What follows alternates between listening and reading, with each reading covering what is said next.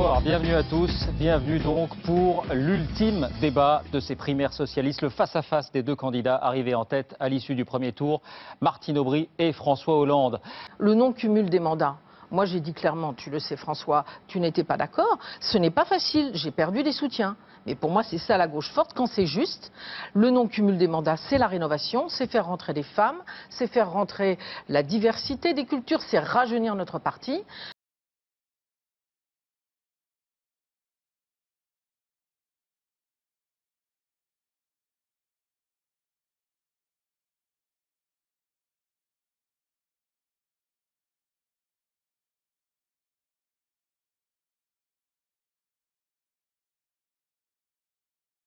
Qu'est-ce que je propose?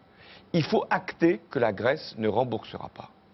Il faut le dire. C'est ce qu'on appelle le défaut partiel. Partiel ou total? Partiel. Jusqu'à 50% par exemple, Donc, comme il en est qui question. paye le fait que la Grèce dit j'ai un problème, je ne peux plus payer, mais il faut le constater. Ce sont les banques. On en revient à la question de la recapitalisation des banques. Il faut que ceux qui ont prêté soient punis, parce que c'est la règle dans une économie qui se voudrait de marché, mais qui appelle toujours l'État à la rescousse quand il y a une perte. Eh bien non, ça ne marche plus.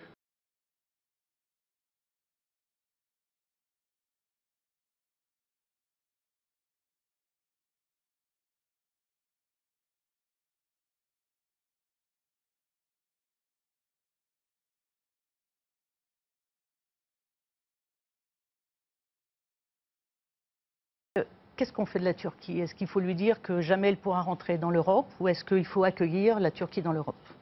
Moi, je suis pour qu'on continue le processus en disant aux Turcs qu'il faut que vous continuez à avancer. Vous êtes loin du bout. Vous n'avez pas encore reconnu vos minorités, vous n'avez pas reconnu le génocide arménien. Je souhaite qu'on puisse le faire. Mais je ne suis pas pour qu'on ferme la porte à la Turquie, car ça peut être un lien parfait, je dirais, avec le monde arabe.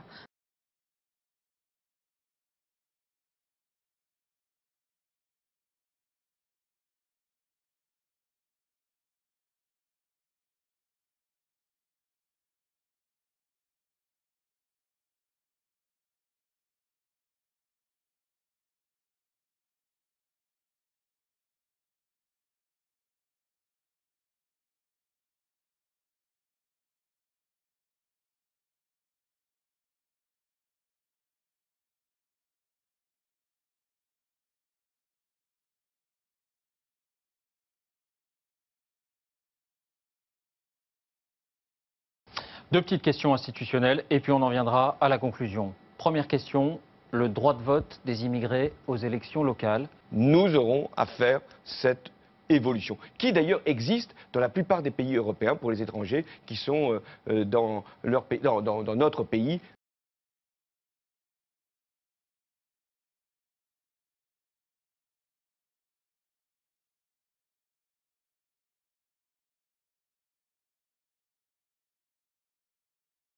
Est-ce que le président de la République aujourd'hui en France a trop de pouvoir? Nicolas Sarkozy a rabaissé la fonction et a rabaissé la France, y compris au niveau international. Il faudra lui redonner une voix qui a été contraire à Dakar, une voix qui est contraire quand il ne défend pas l'État palestinien et la reconnaissance bien sûr de l'État d'Israël.